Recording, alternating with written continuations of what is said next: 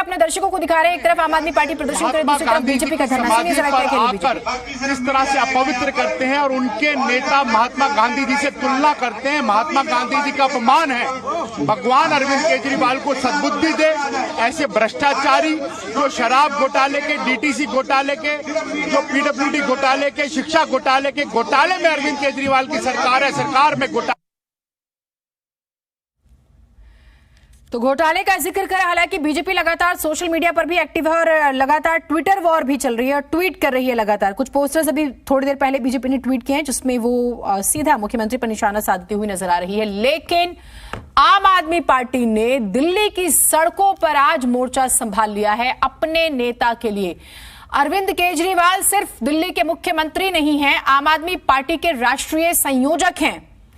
Party को पिछले दिनों राष्ट्रीय पार्टी का दर्जा मिला है। आप सोचिए कि जिस पार्टी में एक नेता नहीं था, यही नहीं पता था कि ये कोई पार्टी बनेगी, समाज सेवा करते थे, वो आज एक दल हैं।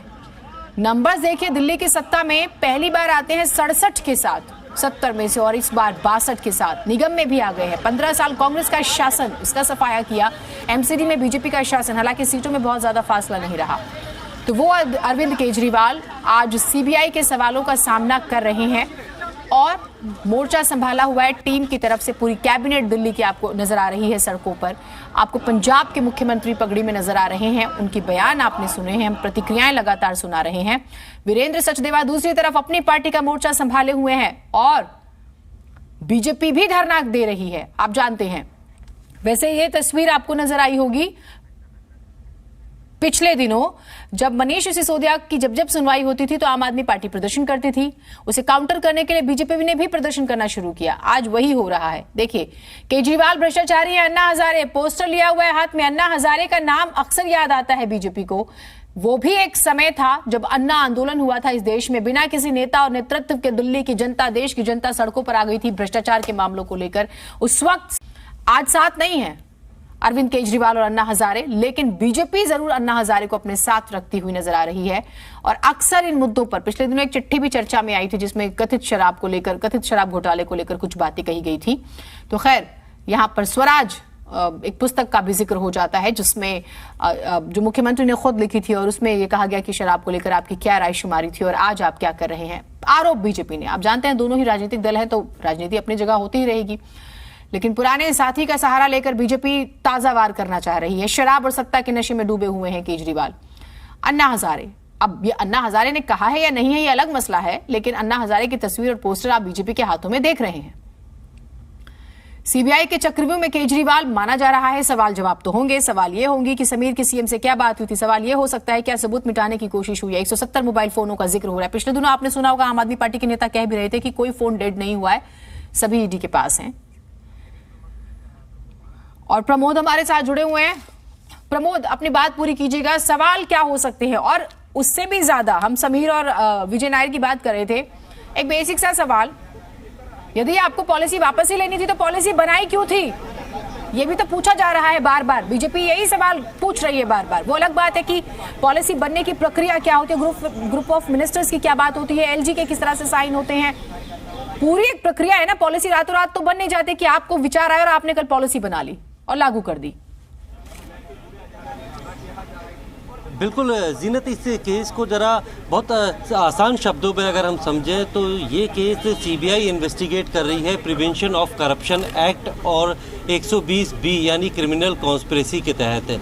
इसमें 14 लोगों को आरोपी बनाया गया है, जिसमें से 4 लोग पब्लिक सर्वेंट हैं। सबसे पहला नाम पब्लिक सर्वेंट के तौर पे आता है मनीष सिसोदिया का, जो कि आबकारी मंत्री भी हैं। इसके बाद आरव गोपी कृष्ण, जो कि तत्कालीन जो एक्साइज कमिश्नर थे, आनंद तिवारी जो डिप्टी एक्साइज कमिश्नर थे, और पंकज भटनागर जो कि असिस्टेंट एक्साइज कमिश्नर थे। ये 4 लोग तो पब्लिक सर्वेंट थे।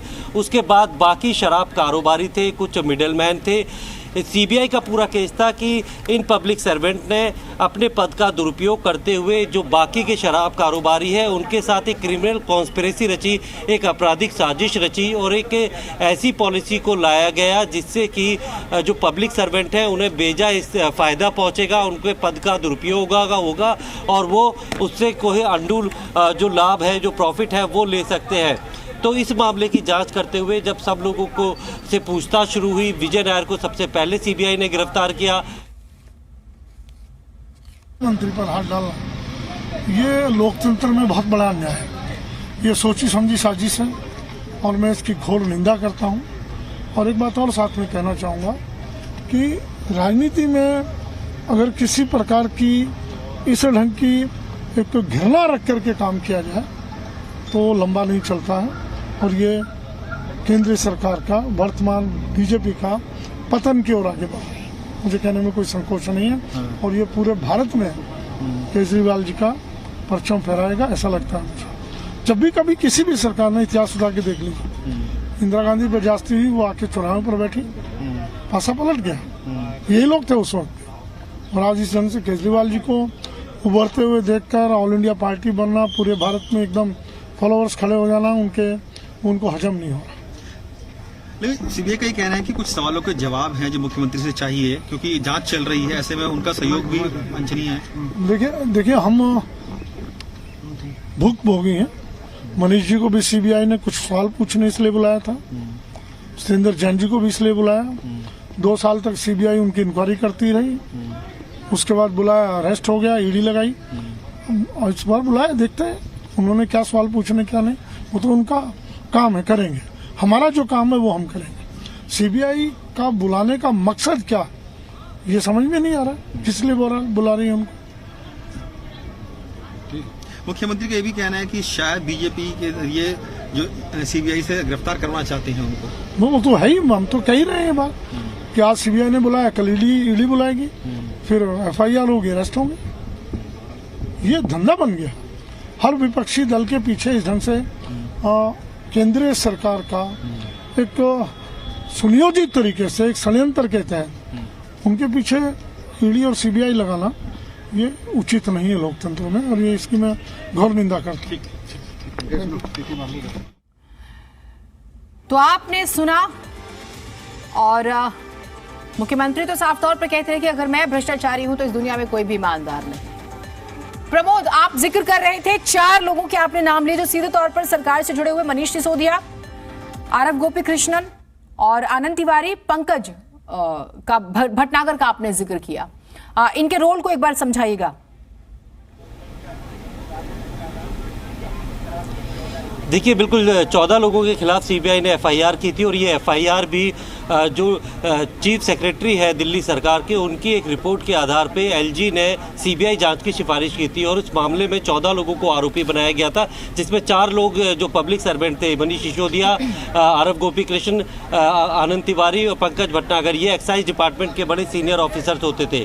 इन लोगों के साथ मिलकर जो शराब कारोबारी थे, बाकी सारे, समीर महेंद्रू हो, विजय नायर हो, अर्शदीप हो और काफ़ी दिनेश अरोड़ा हो, अलग अलग कंपनीज थी, और इस पर अभिषेक बोनापल्लई है, ऐसे कई सारे लोग थे जो साउथ कार्टेल से भी जुड़े हुए थे। इन्होंने एक कॉन्स्पिरेसी रच के ऐसी एक्साइज पॉलिसी ड्राफ्ट की थी जिस पे काफ़ी सारे जो है बदलाव किए गए थे, नियमों को ताक पे रख के वो पॉलिसी लाई गई थी, और उससे जो है ना सिर्फ राजस्व को, सरकारी खजाने को नुकसान हुआ, बल्कि उसका बेजा फ़ायदा जो है वो पब्लिक सर्वेंट को भी मिला है। और साथ में जो है जो पूरी तरीके से एक भ्रष्टाचार का, प्रिवेंशन ऑफ करप्शन एक्ट का केस बनता है, वो साफ तौर पे दिखाई दे रहा था। उसके बाद से जांच शुरू की गई थी। इस पूरे मामले में कुल 12 से 13 लोगों को सीबीआई गिरफ्तार कर चुके हैं, जिसमें मनीष सिसोदिया समेत तमाम जो ऐसे बड़े शराब कारोबारी थे जिनकी भूमिका जो है काफ़ी संदिग्ध है, जिन्होंने इस पूरे एक्साइज पॉलिसी बनाने में एक क्रिमिनल कॉन्स्पिरेसी के तौर पे जो है अपनी भूमिका अदा की थी। इस मामले में विजय नायर को सबसे पहले सीबीआई ने गिरफ्तार किया था, क्योंकि विजय नायर जो है कम्युनिकेशन जो है आम आदमी पार्टी का उसका हेड था, और पूरी तरीके से अरविंद केजरीवाल का सबसे करीबी था। और उसने कई ऐसे लोगों को, चाहे वो समीर महेंद्रू हो या साउथ कार्टेल के कुछ नेता हो, उनसे ये बात कही थी कि ये पूरा जो एक्साइज पॉलिसी ड्राफ्ट की जा रही है, इसकी जानकारी अरविंद केजरीवाल को है, और अरविंद केजरीवाल की हामी या ग्रीन सिग्नल जो है वो पूरी तरीके से मिला हुआ है। जो फेस टाइम ऐप है उसके ज़रिए जो है वीडियो कॉल के ज़रिए ये भरोसा भी समीर महेंद्रू को दिलाया था विजय नायर ने कि जैसा भी विजय नायर कहता है उसको पूरी अथॉरिटी जो है वो अरविंद केजरीवाल, मनीष सिसोदिया या आम आदमी पार्टी की तरफ से है कि इस एक्साइज पॉलिसी को जैसा आप लोग कहेंगे आपके फ़ायदे के हिसाब से जो है इसको ड्राफ्ट किया जाएगा, उसमें आपका काफ़ी फ़ायदा होगा।